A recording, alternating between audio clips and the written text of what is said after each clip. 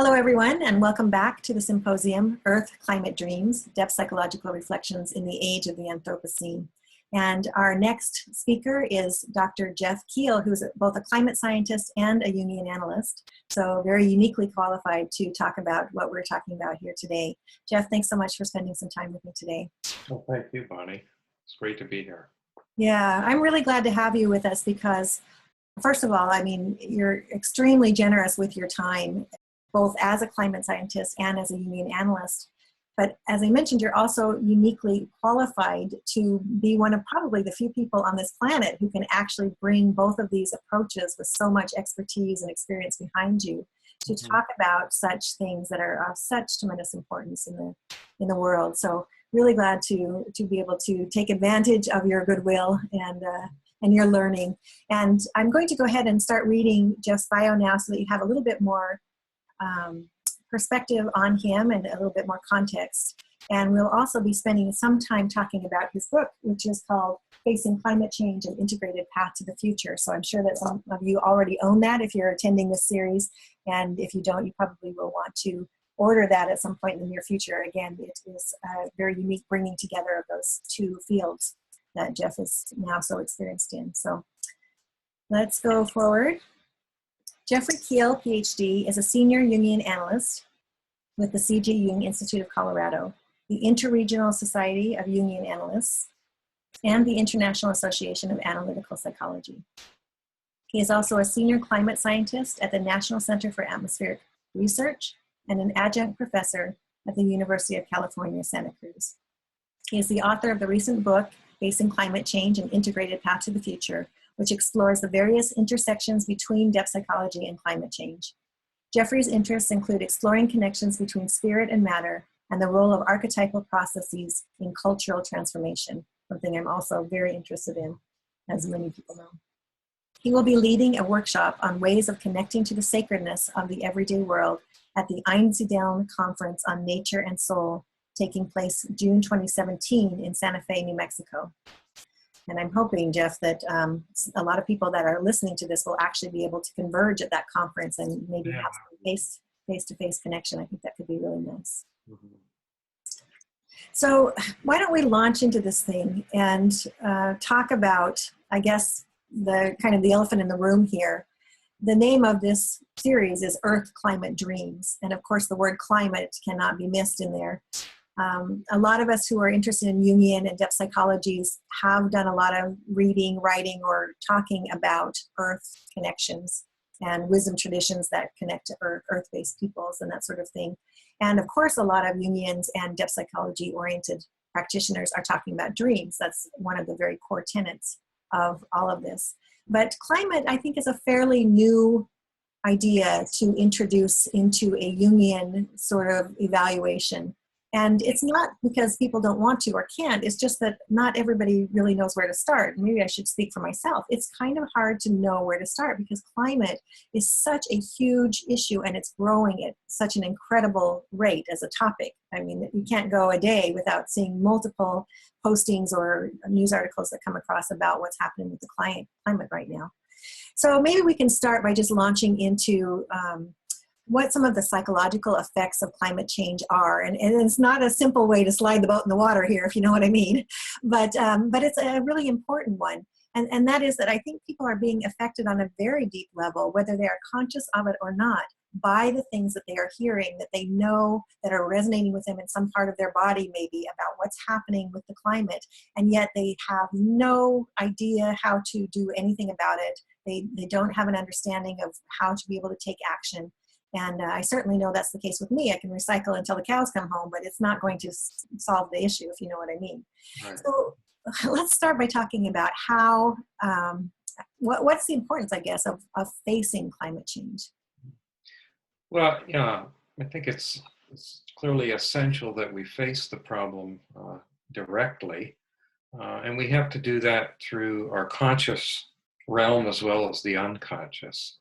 And I think that's the real great gift that Jungian psychology brings to this topic, which is, up to now, if you go out into the world and talk about climate change, it's usually a very conscious, rational a linear approach to looking at this problem and trying to find solutions.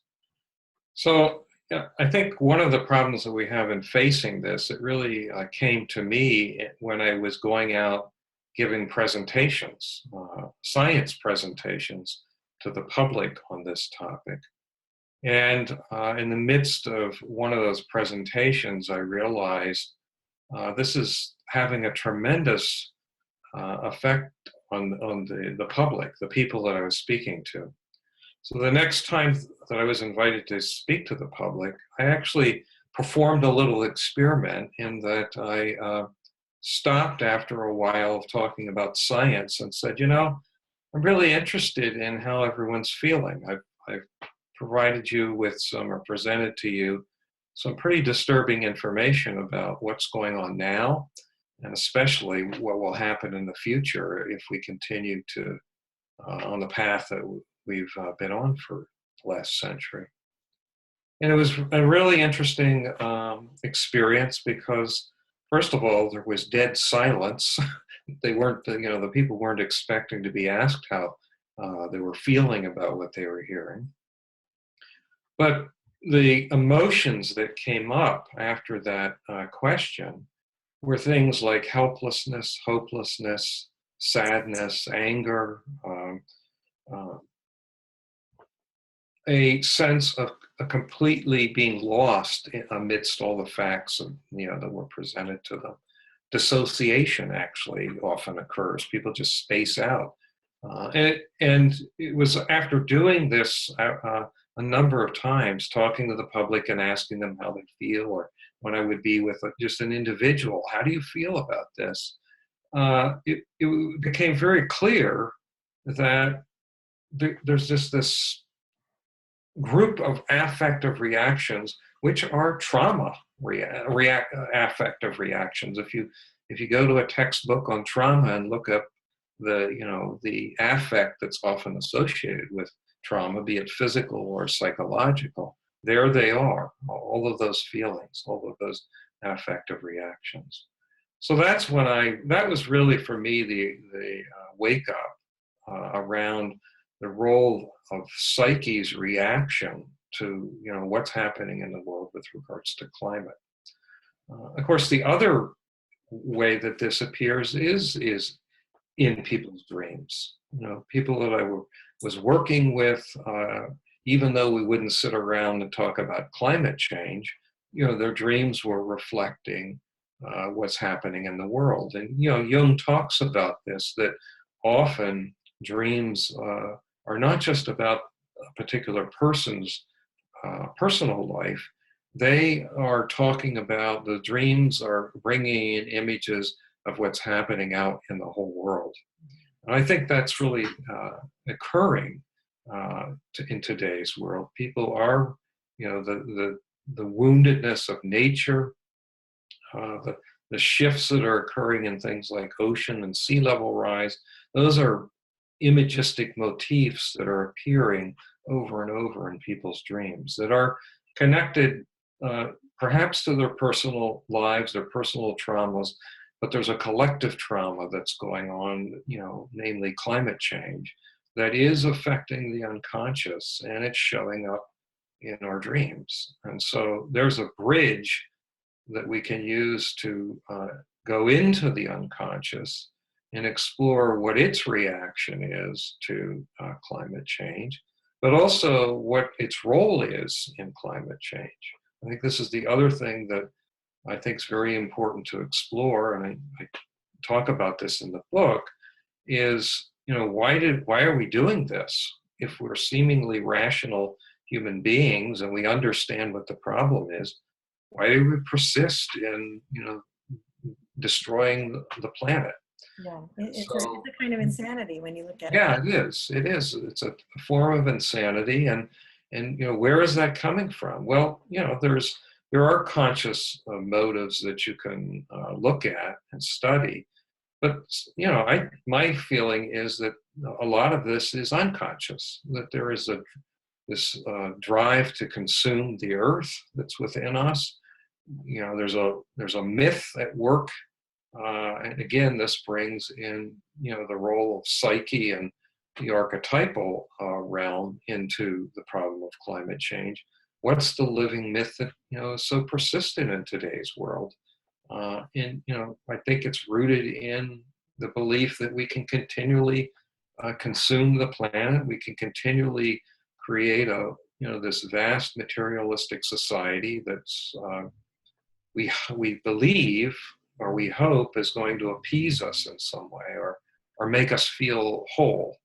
And of course, that's the fallacy. That's the fallacy of this living myth, is that no matter how much we consume, we're never really going to feel whole within inside of ourselves. Yeah, it's absolutely true. It's really a false sense of security on some level. And I suppose it's probably linked to denial. And I always kind of fall back to these, what I call the 3Ds of coping mechanisms, for those of us who, in our society, and I include myself in that at certain times, I feel like I'm conscious of it at times, and sometimes I'm just not as conscious of it. But those 3Ds, denial, dissociation, and distraction. And you alluded to some of those. And I mean, there are just endless ways that we can, from an egoic level, manage to distract ourselves through consumerism is a huge one. Right. And we think that we're getting away from the problem by doing that. I mean, it causes us to not have to think about it, when indeed it's actually so painful probably for most of us, if you start really looking under the level of our awareness, that we can't do anything else except to distract ourselves or to go into complete denial. So this comes back to the word facing climate change. It's rather than distract ourselves, rather than dissociate or deny, we really have to, face this issue.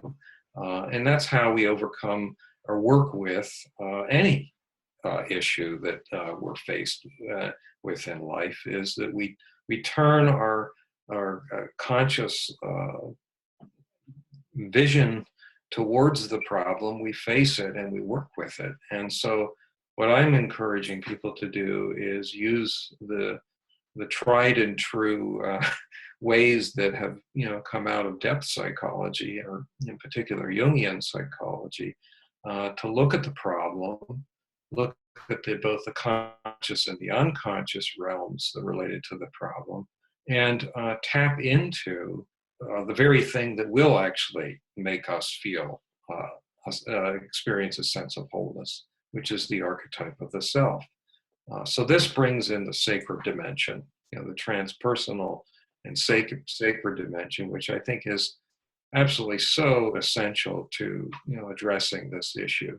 Of course, we need technologies to create renewable energy to get us off of fossil fuel. That has to happen, and it is happening. But, further in the psyche, much deeper, is this search, this yearning for this sense of wholeness that we're trying to achieve through, the D's that you listed, and it's just not working. Mm-hmm. So the question is, how do we reconnect to this sense of sacredness? And from my perspective, this is not just a sacredness within us, it's a sacredness that's out in the world, that we've forgotten about, for the most part. Which is there all the time. And yes, to your point, Yes. we've forgotten about it because our lives have just changed so dramatically over the last several hundreds or thousands of years, where we are no longer in nature all the time and able to view the rising of the sun as an act of something greater than us. Instead, we have created our environments to serve us so exactly in every one of our needs that suddenly it becomes a very different thing. And, this whole objectification of the world is part of that. We've made the world such a place that is profane rather than sacred, to your point. So let's talk about that, because this is really an opportunity to look at what our relationship to nature is, or what it has been, and what it maybe needs to be in order for us to start making that shift. Because again, as I mentioned, there are certain things I can do and feel like I'm helping, even if I'm conscious of this issue, but I'm not sure it's really helping. So we're going to have to tap into something much larger than our everyday activities, our everyday thinking, all the things that our culture has embedded in us. How do we begin to do that? What was Jung's solution for that? Well, his solution, there are multiple answers to that question. Certainly one, he felt very strongly that we should be rooted in the earth, not just psychologically, but physically. We should spend time with earth. We should, dedicate ourselves to not fleeing from, the abundance of earth, but actually being a participant in it. And so that's one answer to that question. Another one is, his feeling was that neurosis arose from living a one-sided life. And if anything has occurred over the development of Western civilization, is our drifting further and further to one side, one-sidedness. And that one-sidedness is a tremendous emphasis on the rational, the linear, the material, the senses. All of these things are far accentuated compared to, say, intuition and the feeling sense that we have of our relatedness to the world. And so we need to get back into balance. At some point in the book, I say, in order to, solve the problem that we've placed the planet out of balance. Interesting, that's what we've actually done from a physics perspective. By burning fossil fuels, we've placed the planet out of balance in terms of its energy balance. That arises from an imbalance within ourselves. So the imbalance in the outer world is a reflection of the imbalance in our inner world.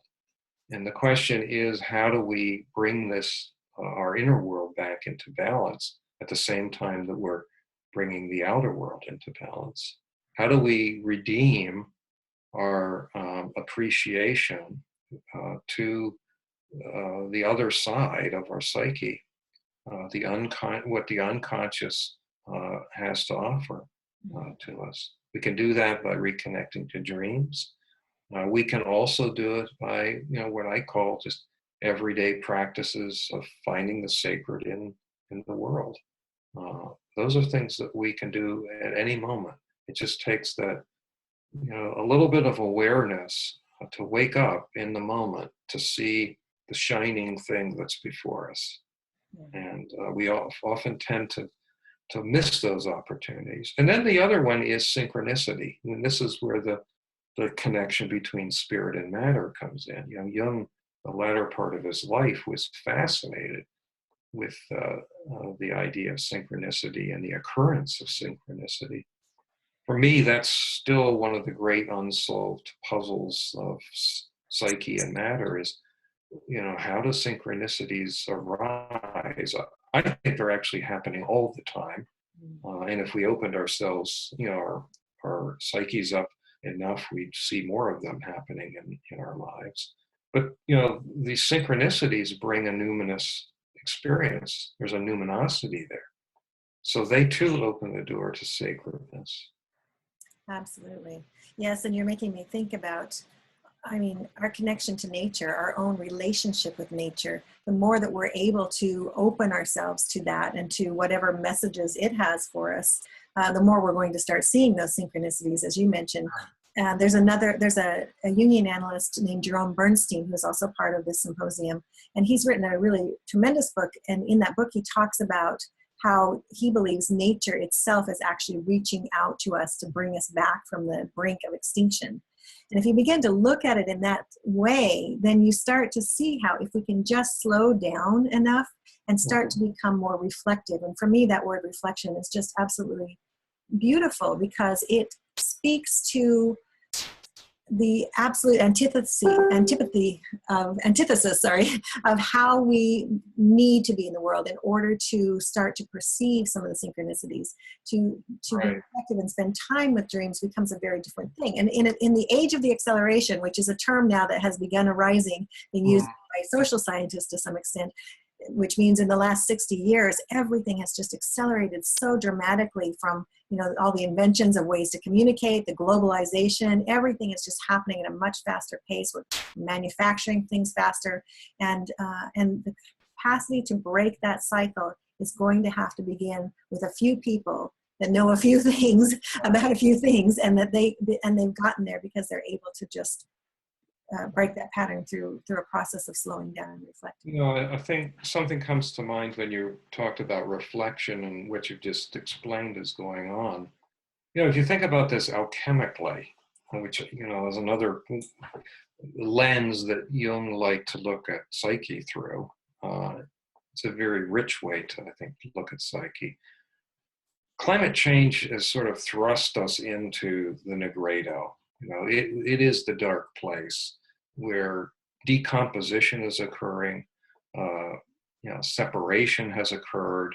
All of these images that are associated with that black phase of the alchemical stage of transformation. And then what's the next stage? It's reflection. It's you know, the albedo, which is the bringing of what some call lunar consciousness, which, you know, the moon gets its light by reflecting the sun's light.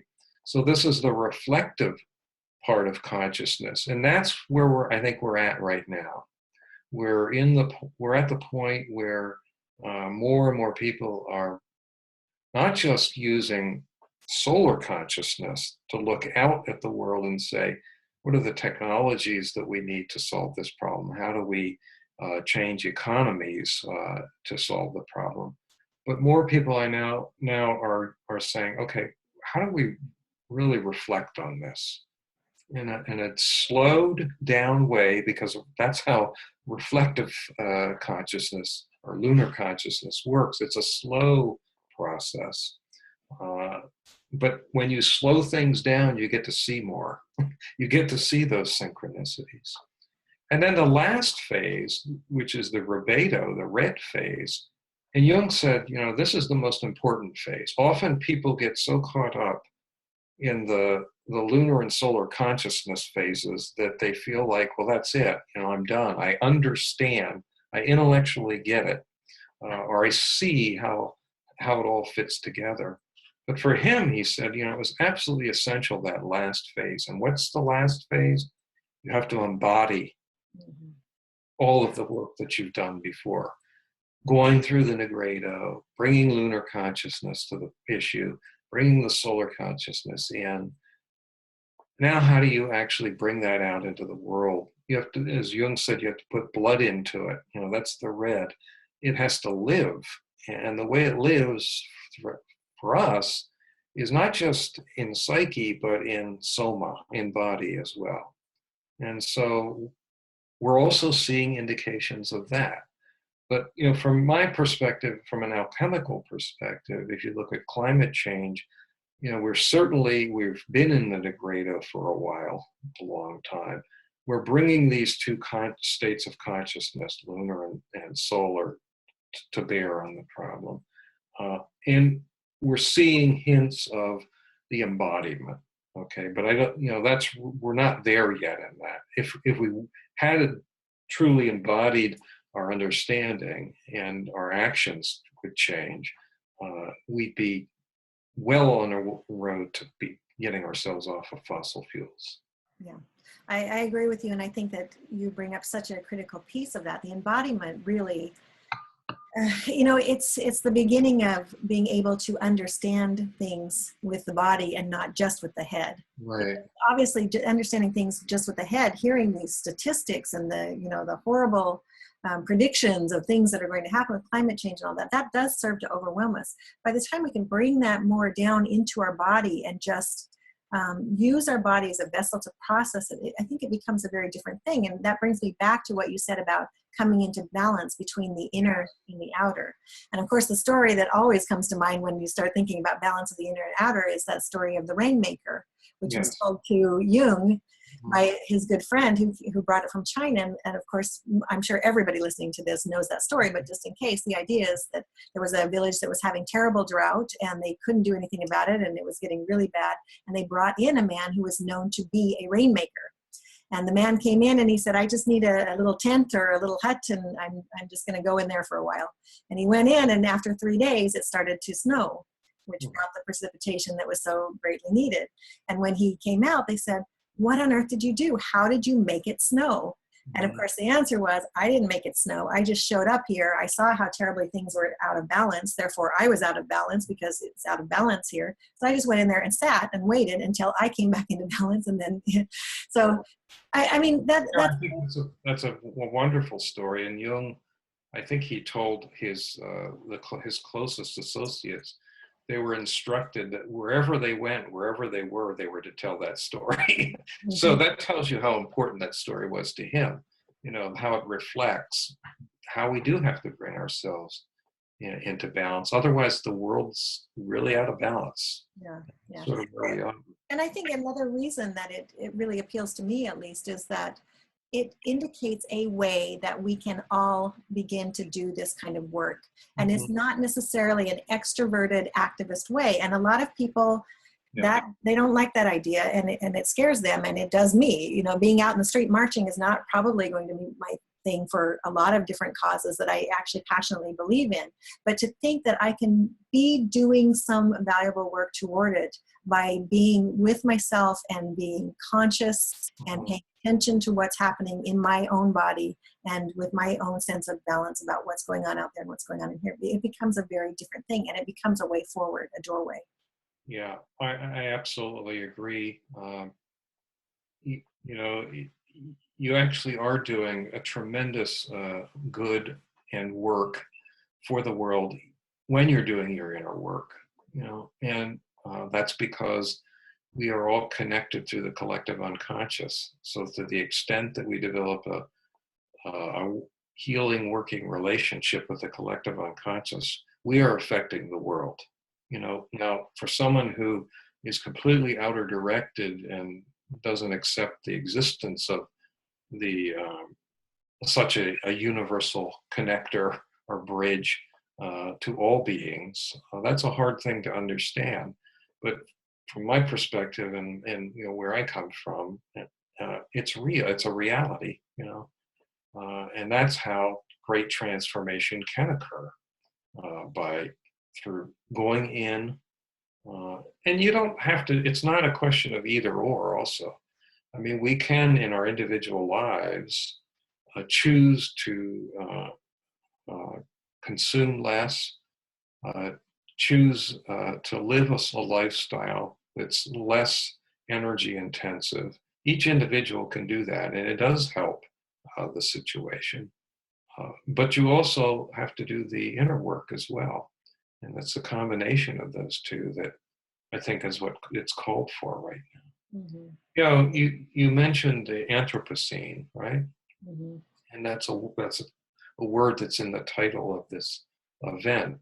And it's a very important word to remember for two reasons, at least two reasons. One is it's what has created this problem, the fact that humanity has reached a point in its evolutionary development that it is able to exercise a force on the planet so large that it's putting the planet on a different course than it would be without us present.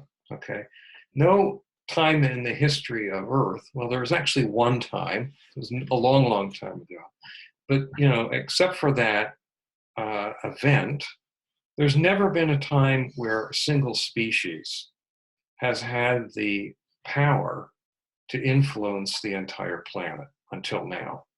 Okay, we conscious beings, so for the last 200 years, have been exerting a tremendous force locally and globally on the planet, to the point where, you know, we're now considering naming the latest geologic age after the human species. That's a tremendous tremendous disturbing fact that a single species has reached this point in evolutionary history. But the flip side of that is that we are conscious beings, that we do have the ability to go in and find the balance within, just like the Rainmaker did. And so maybe that's also the meaning of the word for the present age. is that we can bring balance back to the planet through a single species. Okay, so it's a polarity. We've created the mess, but we can also get ourselves out of the mess. But I don't think it's just by using the old means or methods. That famous quote attributed to Einstein: "You don't solve a problem with the same approach that you used to create it. It takes something new." And I think what's really required now is a tremendous transformation in consciousness. And that includes, most importantly, a deep connection to the unconscious. It's a transformation of psyche. Yeah, absolutely. I mean, we have somehow got ourselves into this mess through a more, I guess, as we call in Jungian terms, a masculine-oriented consciousness or way of doing things, and that is to use rational thinking and having goals that we have to achieve and to be goal-oriented and moving toward things at all times, et cetera, et cetera. And you had mentioned the moon or lunar kind of consciousness earlier, and to begin to implement that into a new way of resolving things that is not through thinking necessarily, or through that rationality, but through that opening of all of the different senses in different ways and coming into contact through the unconscious. Absolutely critical. And you mentioned working with dreams, which we haven't really talked about here, but you are, of course, still uniquely qualified to talk about as a Jungian.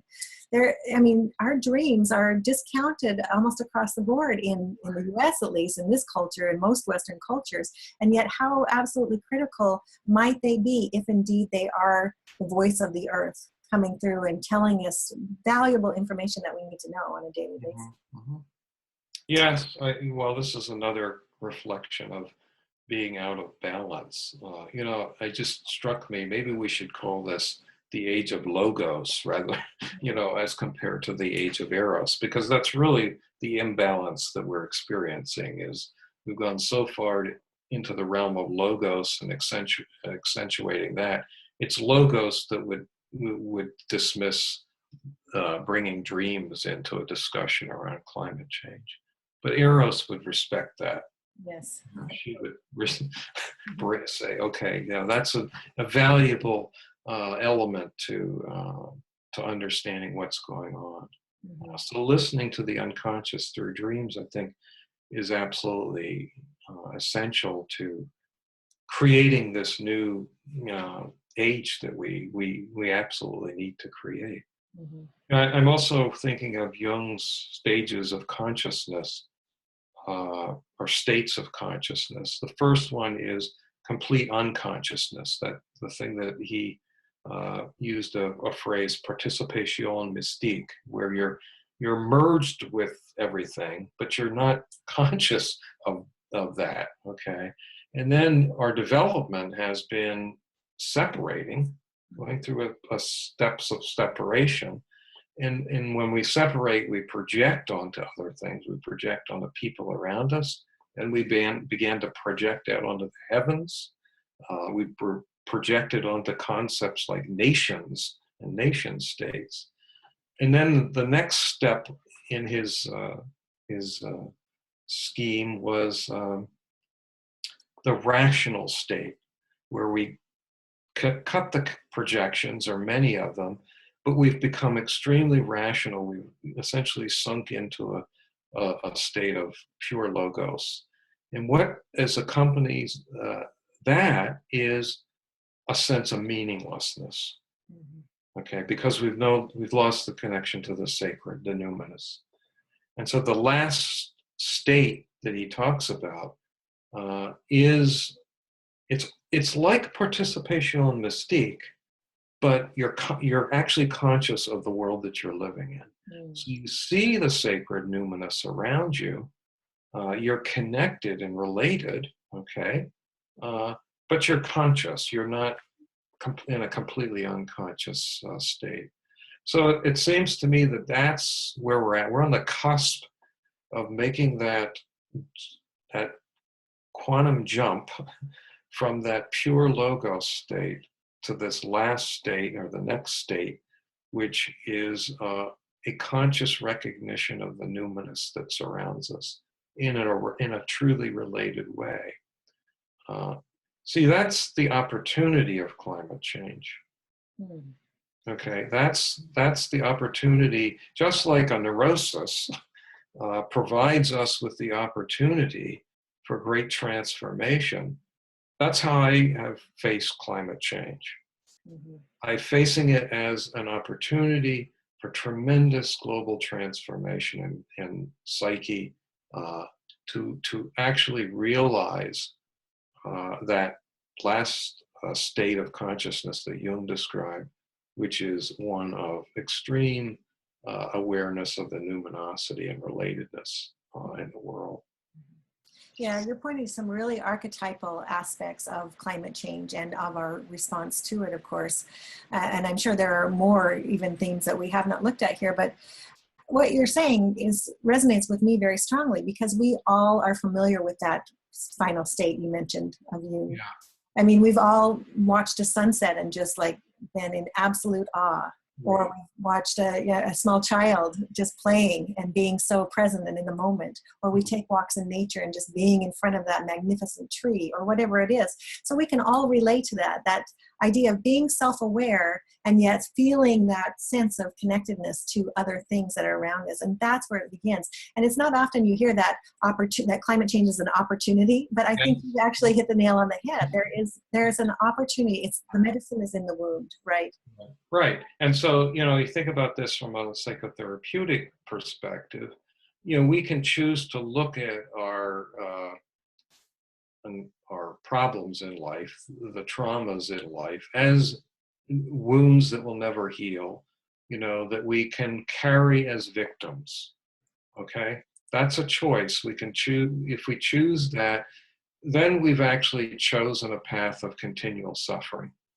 Or we can choose to look at those traumas and those wounds as opportunities for transformation. And that's the Jungian view of a wound.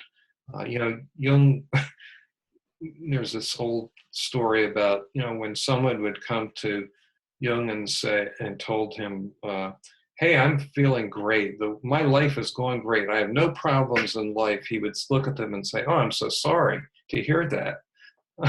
And then if someone would come and say, my life's falling apart, everything's going wrong, I'm in tremendous suffering, he would say, great, now we can do the work, and now you can transform.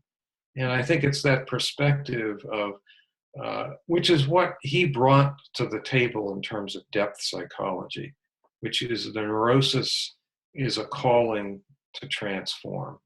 And so I think we can look at climate change like that. We can look at any social upheaval, and there's a tremendous amount of it going on in the world right now. But rather than looking at these things as representations of how destructive we are, and that it's hopeless, and that we're just going to continue to do these things over and over and over again, we could choose to look at them as opportunities to learn about ourselves, look at the shadow, okay? Look at the shadow of climate change. Not only what is the responsibility of capitalism in creating climate change, but what's our own personal responsibility in creating climate change? That's an essential element to this, okay? How is it showing up in our dreams in terms of shadow? Yeah. That's an important element to look at. But in doing that work, you eventually, it's an individuation process. Climate change is the initiator of a global individuation process. And those can heed that and look at it as an opportunity for transformation. It can be a way to get us on the path of transformation. Yeah, it's very true. That whole process of transformation, I think that it asserts itself upon us when the time is right. And certainly that's true on an individual level. In Jung's work, as well as some others, they talk about how it begins to happen when it's meant to happen. And of course, it's a lifelong process. It's not like you individuate in a day and then you're done. you're completely whole and welcoming of the shadow and all of that stuff. But there's some value there, I think, to looking at this from a cultural standpoint as well, as a cultural initiation. And it's almost as if there's something that's saying, wake up, it's time to make a change. And the only way that you can make a change is by waking up and looking around you and seeing what's here for you. And again, that's very archetypal, but it's also very mythological in the sense that I think what's happening here is we're ushering in a new myth. There is something being born here that speaks to the value of being able to not just deny, repress, or change through science, a very difficult problem that we have created for ourselves, but to be able to move into it and through it in a very different and more imaginal kind of way. That's right. That's the essence of facing the issue, rather than distracting ourselves away from the issue. Yep. Yeah. Well, this is just absolutely fascinating, Jeff. I know we could go on and on. I mean, your expertise is just really vast. And again, I just want to honor how amazing it is that you have spent 30 plus years in the world as a scientist for the National Center for Atmospheric Research, a senior climate scientist, and yet you have also gone to the effort to become a Jungian analyst so that you can bring these two worlds together and now begin to talk to people in exactly this way about, helping them understand how it is that we can transform. It's really a remarkable calling and not an easy one, I'm sure, at any moment. But it's wonderful work, so thank you so much. Well, thank you, Bonnie, for the opportunity to talk about it. Yeah, it's great. So I've been speaking with Jeff Keel, who is a climate scientist and a Jungian analyst, as you know, and also the author of this book, Facing Climate Change: An Integrated Path to the Future. So you can find that book on Amazon. It's by Columbia University Press, and of course, it'll probably be in your local bookstore. It's getting a lot of press, and I'm really excited to see that. It's definitely a much-needed book. You can also learn more about Jeff on his website, and that is www.jtkiehl, and Kiehl is spelled K-I-E-H-L. So jtkiehl.com. And for Jeff's free gift, for those of you who are listening, you're welcome to go to his website and you can pick up a chapter from the book. And so he'll be glad to make that available for you to download there. So highly recommend that you do that. If you don't have the book yet, grab that and in fact, grab the whole book. Jeff, thank you again so much for being with me. Thank you, Bonnie.